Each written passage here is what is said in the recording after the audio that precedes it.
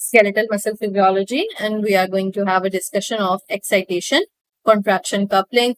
You must be aware of this neuromuscular junction where the neuronal terminal ends at the motor end plate, and here is a series of events where action potential in the neuronal ending arrives, calcium really is influxed, and acetylcholine is released and attached at the motor end plate, ultimately leading to the production of the action potential on the muscle fiber. So here is what we are going to talk from ahead. The formation of the action potential on the skeletal muscle fiber and the contraction of the skeletal muscle fiber. What are the events that are communicating between the electrical and the contractile activity, a phenomenon, excitation, contraction, coupling? As you can see in this image, this is the electrical activity followed by the contractile activity, and there is a gap of few milliseconds between the starting of the electrical and contractile activity, and we call it the latent period. The resting membrane, if we look at the characteristics of action potential of skeletal muscle, the resting membrane potential is about minus 80 to minus 90 millivolts, and the action potential duration is much longer than that of the neuronal action potential, and the conduction velocity is much slower. Its membrane depolarization is mostly because of sodium influx and repolarization because of the potassium efflux. Muscle contractile activity of single muscle fiber as seen in this graph is known as the muscle twitch in response to a single action potential, and the duration can vary between fast and slow muscle fibers. Now, what are the events that are coupling this electrical and contractile activities, and what is the reason of this latent period is explained by a phenomenon of excitation and contraction coupling, means excitation of skeletal muscle by formation of action potential and the contraction of the muscle fibers. So let's discuss. What happens on the first hand is the formation of the action potential on the muscle fiber that travels down into the muscle fiber with the help of these transverse tubules. As you can see in this image, inside is more positive, outside is negative. That means the muscle cell membrane has been depolarized over here. This depolarization is sensed by these receptors in the transverse tubules, which we call dihydropyridine receptors. These are voltage sensitive calcium channels, and these are activated only upon depolarization. So at this moment, these are activated, but they do not lead to any influx of calcium in the skeletal muscles. Only in the skeletal muscles, they do not lead to influx of calcium. But in cardiac muscles, yes, they will. What they do in the skeletal muscles is they send the message mechanically to the sarcoplasmic reticulum. As you can see, a communication bridge between the dihydropyridine receptors and the sarcoplasmic reticulum. And particularly a channel protein on the sarcoplasmic reticulum, which is called as the ryanodine receptor channel. Ryanodine receptor channels are present on the terminal cisterns or lateral sacs of the sarcoplasmic reticulum, and these are mechanically linked to the dihydropyridine channels.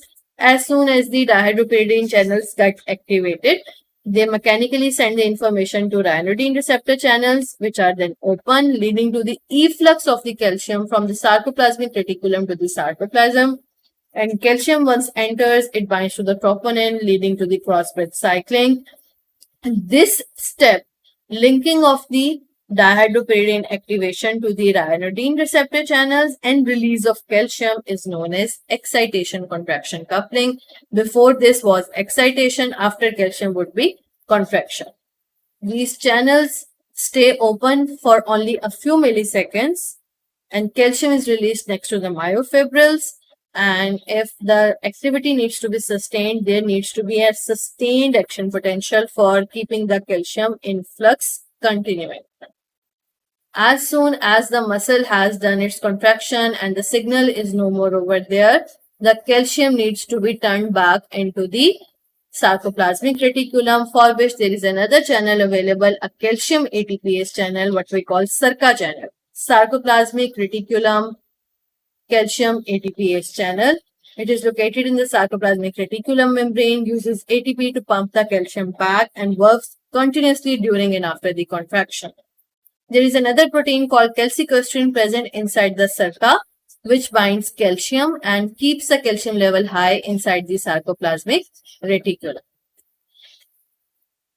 This is another image showing excitation contraction coupling. And this is some factual fact about the concentrations of the calcium and the velocities. So you can have a read by yourself over here just to build up your concept. So here comes another applied aspect. A 7-year-old boy is brought to the emergency room for elective hernia repair. Shortly after induction of anesthesia with halothane and succinylcholine, he develops generalized muscle rigidity, a rapid heart rate, and a spike in body temperature to 41 degrees centigrade. Anesthesiologist notes dark-colored urine and suspects rhabdomyolysis.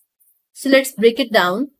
It's a small kid who is probably having a first-time surgery.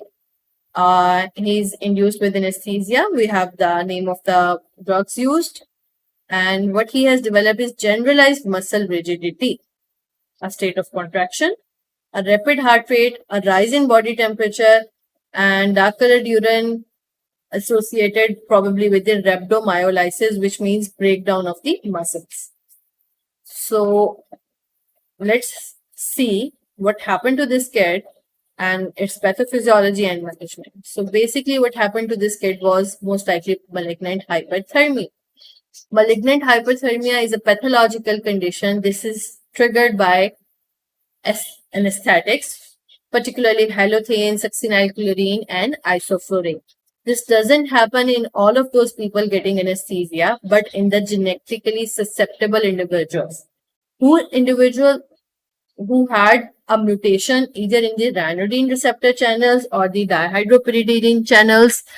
These people have a spontaneous opening of dihydropyridine or ranitidine receptor channels upon induction of anesthesia, leading to an influx of calcium into the sarcoplasm and uncontrolled, unprovoked influx of calcium, leading to a state of contraction of all the skeletal muscles, which leads to increased state of metabolism, which also increases heat production, increases body temperature, leads to muscle rigidity, and it goes up to a level that if not taken care of can lead to muscle breakdown, lactic acidosis, rhabdomyolysis, provision of creatine kinase in the urine, myoglobin in the blood and urine, leading to dark-colored urine that made the anesthesiologist doubt for malignant hyperthermia. This person may present with these symptoms: rigidity, fever, tachycardia, hyperkalemia, rhabdomyolysis, and the only treatment is immediately stop the anesthetic drug, cool the patient, and apply some muscle relaxant, for example, dantrolene, which is going to block the ranitidine receptor channels and reducing the calcium release. So it's a life-threatening condition if not taken care of immediately. And that's all about the excitation contraction coupling. See you again